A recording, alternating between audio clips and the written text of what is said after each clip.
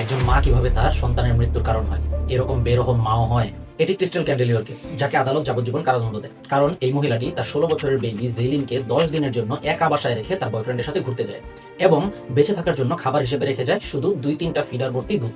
আর এই বাচ্চাটি 10 দিন পর্যন্ত ক্ষুধা, তৃষ্ণা এবং তার মায়ের জন্য এক নাগারে কাঁদতে থাকে এবং অনেক দিন পানি বা খাবার না পাওয়ার কারণে বাচ্চাটি মারা যায়। যখন ক্রিস্টাল বাসায় আসে তখন দেখে বাচ্চাটি মারা গেছে।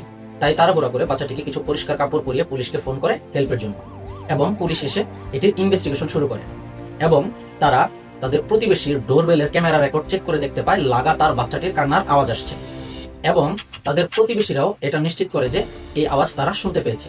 এজন্য আদালত ক্রিস্টালকে যাবজ্জীবন কারাদণ্ড দেয় এবং বলে জীবজন্তু এর চেয়ে ভালো খেয়াল রাখে তার সন্তানের।